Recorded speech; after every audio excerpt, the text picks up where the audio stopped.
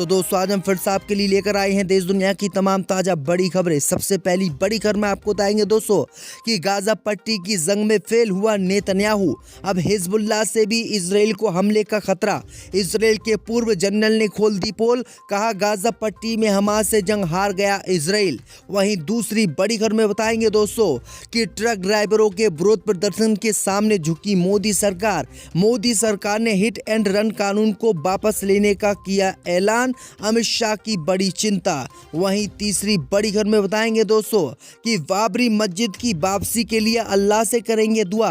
राम मंदिर के उद्घाटन पर खुश नहीं सपा सांसद डॉक्टर बर्क, सुप्रीम कोर्ट के फैसले को बताया गलत। अगली बड़ी खबर में बताएंगे दोस्तों कि नए साल के मौके पर पाकिस्तान ने जम्मू कश्मीर को आजाद कराने की मोदी सरकार को दे दी धमकी, कहा हम उनके खिलाफ नहीं।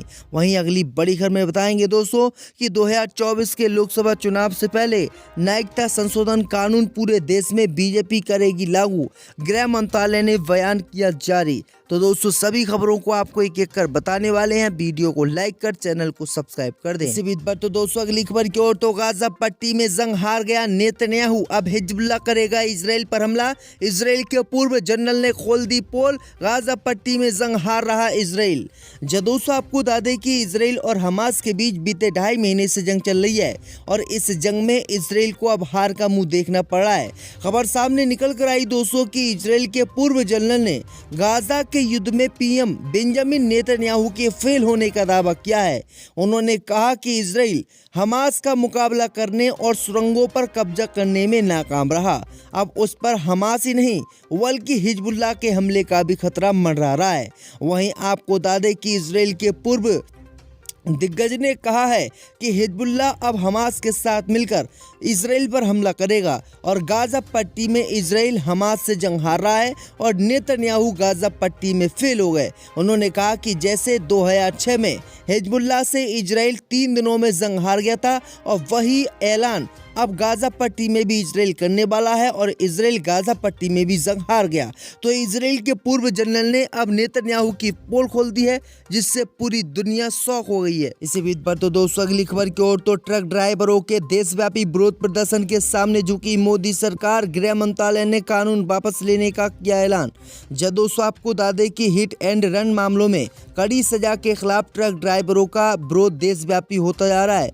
अब खबर सामने निकल कर आई दोस्तों कि ट्रक ड्राइवरों के विरोध प्रदर्शन के बाद मोदी सरकार घुटनों के बल आ गई और अब केंद्रीय गृह मंत्रालय ने मंगलवार को प्रदर्शनकारी ट्रक ड्राइवरों के साथ एक महत्वपूर्ण बैठक करते हुए हिट एंड रन कानून लागू नहीं करने का ऐलान किया है। यानी केंद्र की मोदी सरकार ने ट्रक ड्राइवरों का विरोध देखते हुए तीनों कानून को वापस लेने का ऐलान कर दिया।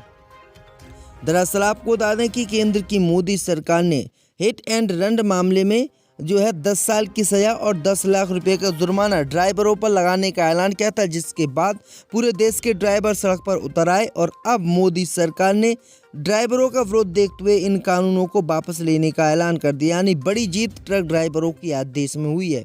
इसी बीच पर तो दोस्तों अगली खबर की ओर, तो बाबरी मस्जिद की वापसी के लिए अल्लाह से करे दुआ। राम मंदिर के उद्घाटन पर नाराज हुए सपा सांसद डॉक्टर शफीकुर रहमान बर्क। दोस्तों आपको बता दें कि 22 जनवरी को राम मंदिर का उद्घाटन होने वाला है और इसे लेकर राजनीतिक बयानबाजी भी तेज हो गई है। इस उद्घाटन से समाजवादी पार्टी के सांसद डॉक्टर शफीकुर रहमान बर्क खुश नहीं है। मंगलवार को उन्होंने कहा कि राम मंदिर के उद्घाटन पर वे किसी भी कीमत पर नहीं जाएंगे, बल्कि उद्घाटन वाले दिन वह अल्लाह से बाबरी मस्जिद वापस मिलने की दुआ करेंगे। इतना ही नहीं, सपा सांसद ने कोर्ट के फैसले पर भी सवाल उठाते हुए फैसले को गलत बताया है और कहा कि फैसला गलत आया और गलत तरीके से हमारी मस्जिद को तोड़ दिया गया। उन्होंने कहा है कि आने वाले समय में भी मस्जिदों को मुसलमानों की तोड़ा जाएगा और वहां पर मंदिर बनाए जाएंगे। तो सपा सांसद ने इस पर नाराजगी जताई है और कोर्ट के फैसले को गलत बता दिया है। इसी बीच पर तो दोस्तों अगली खबर की ओर, तो नए साल के मौके पर पाकिस्तान ने भारत को दी धमकी। जम्मू कश्मीर को आज़ाद कराने का किया ऐलान। दोस्तों आपको बता दें कि भारत का पड़ोसी मुल्क पाकिस्तान नए साल के मौके पर मोदी सरकार को धमकी दी है। पाकिस्तान के आर्मी चीफ आसिम मुनीर ने नए साल के मौके पर कहा कि हम भारतीयों के द्वारा अवैध रूप से कब्जा किए गए जम्मू और कश्मीर के लोग को अत्याचारी शासन से मुक्ति दिलाएंगे और जम्मू कश्मीर को आज़ाद कराएंगे। आगे उन्होंने कहा कि हम उनके लिए प्रार्थना करते हैं। हम आशा करते हैं कि नए साल में हम उनकी पीढ़ियों को कम कर पाने में कामयाब रहेंगे। वहीं आपको बता दें कि इससे पहले भी पाकिस्तान ने कई बार जम्मू कश्मीर को अपना बताया है और इससे आज़ाद कराने के लिए वह दुनिया भर के मंचों पर भी गया है। इसी बीच पर तो दोस्तों अगली खबर की ओर तो 2024 के चुनाव से पहले नागरिकता संशोधन कानून लागू होगा, गृह मंत्री ने किया ऐलान। दोस्तों आपको बता दें कि मुस्लिम विरोधी नागरिकता संशोधन कानून के नियम जारी करने में हो रही देरी के कारण गृह मंत्रालय कटघरे में है। ताज़ा घटनाक्रम में गृह मंत्रालय के अधिकारी ने नागरिकता संशोधन अधिनियम 2019 के नियमों की अधिसूचना जारी करने के बारे में अहम बयान दिया है। गृह मंत्रालय के वरिष्ठ अधिकारी ने बताया है कि लोकसभा चुनाव की घोषणा से काफ़ी पहले नियम अधिसूचित कर दिए जाएंगे। उन्होंने कहा कि जल्द ही सरकार नागरिकता संशोधन कानून के लिए नियमावली जारी करेगी और पूरे देश में लोकसभा चुनाव से पहले नागरिकता संशोधन कानून लागू हो जाएगा। दरअसल आपको बता दें कि नागरिकता संशोधन कानून का मुस्लिम समाज ने विरोध किया है और वो शुरू से ही कह रहा है कि अगर नागरिकता संशोधन कानून लागू हो गया तो वह दोहरे नागरिकता वाले नागरिक भारत के बन जाएंगे। इसी बीच पर तो दोस्तों अगली खबर की ओर तो ट्रक ड्राइवरों के समर्थन में उतरे राहुल गांधी। कहा जब 150 से अधिक सांसद निलंबित किए गए थे तब नहीं किया था किसी ने प्रदर्शन। दोस्तों आपको बता दें कि कांग्रेस नेता राहुल गांधी ने हिट एंड रन कानून और ट्रक ड्राइवरों के प्रदर्शन को लेकर केंद्र की मोदी सरकार पर हमला किया है। उन्होंने कहा कि बिना चर्चा के कानून बनाने की जिद लोकतंत्र की आत्मा पर निरंतर प्रहार है। कांग्रेस के पूर्व अध्यक्ष राहुल गांधी ने सोशल मीडिया एक्स पर लिखा है कि बिना प्रभावित वर्ग से चर्चा और बिना विपक्ष से संवाद के कानून बनाने की जिद लोकतंत्र की आत्मा पर निरंतर प्रहार है। जब 150 से अधिक सांसद निलंबित थे तब संसद में शहंशाह ने भारतीय अर्थव्यवस्था की रीढ़ ड्राइवरों के विरुद्ध एक ऐसा कानून बनाया जिसके परिणाम घातक हो सकते हैं। आगे उन्होंने कहा कि हम ट्रक ड्राइवरों के समर्थन में हैं और सरकार से मांग करते हैं कि सरकार ट्रक ड्राइवरों के खिलाफ जो कानून बनाए हैं वो वापस ले। 4 महीने बाद भारत लौटी अंजू ने बेटे से की मुलाकात, प्रेमी नसरुल्लाह की बड़ी मुसीबतें। खबर निकलकर सामने आई है कि 4 महीने पहले भारत से पाकिस्तान जाने पर चर्चा में आई अंजू की आखिरकार अपने बेटे से मुलाकात हो ही गई। भिवाड़ी की अंजू ने अपने 2 बच्चों और पति को छोड़कर नसरुल्लाह से मिलने इस साल जुलाई पाकिस्तान चली गई थी। पाकिस्तान जाने के बाद अंजू ने अपने बच्चों से मिलने की इच्छा जताई थी और कहा था कि उसे अपने बच्चों की याद आ रही है। बता दें कि अंजू ने पाकिस्तान में 4 महीने से ज़्यादा का समय गुजारा है, जिसके बाद वह 29 नवंबर को भारत लौटी। भारत आने के बाद उसने अपने बच्चों से मिलने की इच्छा जताई थी और अपने पति से बच्चों का मुंह दिखाने की बात भी कही थी। लेकिन 20 दिन तक अंजू बच्चों से मिलने में कामयाब नहीं हो पाई, लेकिन आखिरकार उसकी अपने बेटे एरोन से मुलाकात हो ही गई। मिली जानकारी के अनुसार उसने बताया है कि वह अपने बेटे एरोन से मिली और वह उससे मिलकर बेहद खुश हुई। चलिए बढ़ते हैं दोस्तों अपनी अगली खबर की ओर। ईडी ने सीएम अरविंद केजरीवाल को फिर भेजा समन। दिल्ली आबकारी नीति से जुड़ा है मामला। दरअसल दिल्ली शराब नीति से जुड़े मनी लॉन्ड्रिंग मामले में मुख्यमंत्री अरविंद केजरीवाल को फिर से ईडी ने शुक्रवार यानी 22 दिसंबर को समन भेजा।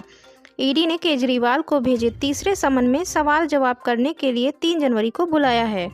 ईडी ने इससे पहले सोमवार यानी 18 दिसंबर को सीएम केजरीवाल को दूसरा समन जारी किया था और कहा था कि 21 दिसंबर को पूछताछ के लिए पेश हों। इस समन को आम आदमी पार्टी के राष्ट्रीय संयोजक केजरीवाल ने राजनीति से प्रेरित करार दिया। ईडी ने ये समन ऐसे समय में जारी किया था जब वो 20 दिसंबर को विपश्यना के लिए रवाना होने वाले थे। इससे पहले केंद्रीय एजेंसी ईडी ने केजरीवाल को 2 नवंबर को समन भेजा था, लेकिन नोटिस को गैर कानूनी और राजनीति से प्रेरित बताते हुए पूछताछ में शामिल नहीं हुए थे। इसी के साथ बढ़ते हैं अगली और महत्वपूर्ण खबर की ओर। संजय सिंह को लगा बड़ा झटका, कोर्ट ने जमानत देने से किया इनकार। दरअसल आम आदमी पार्टी के राज्यसभा सांसद संजय सिंह को कोर्ट से बड़ा झटका लगा है। अदालत ने उन्हें जमानत देने से भी इनकार कर दिया है। मनीष सिसोदिया के बाद अब संजय सिंह को भी जमानत नहीं मिली। इससे पहले दिल्ली हाई कोर्ट ने संजय सिंह की गिरफ्तारी और ईडी रिमांड को चुनौती देने वाली याचिका भी खारिज कर दी थी। इसी के साथ बढ़ते हैं दोस्तों अगली और बहुत ही महत्वपूर्ण खबर की ओर। 370 हटाने का जश्न मना रही बीजेपी, कौन करेगा जवानों की रक्षा? पुंछ आतंकी हमले पर संजय राउत ने मोदी सरकार से पूछा सवाल। खबर निकलकर सामने आई है कि जम्मू कश्मीर के राजौरी में हुए आतंकी हमले में सेना के 4 जवान शहीद हो गए हैं। आतंकियों ने सेना की 2 गाड़ियों को निशाना बनाया है। हमले में 2 जवान घायल भी हुए हैं। आतंकी हमले के बाद सुरक्षा बलों ने पूरे इलाके को घेर लिया है। आतंकियों की तलाश जारी है। इस आतंकी हमले को लेकर संजय राउत ने मोदी सरकार से सवाल भी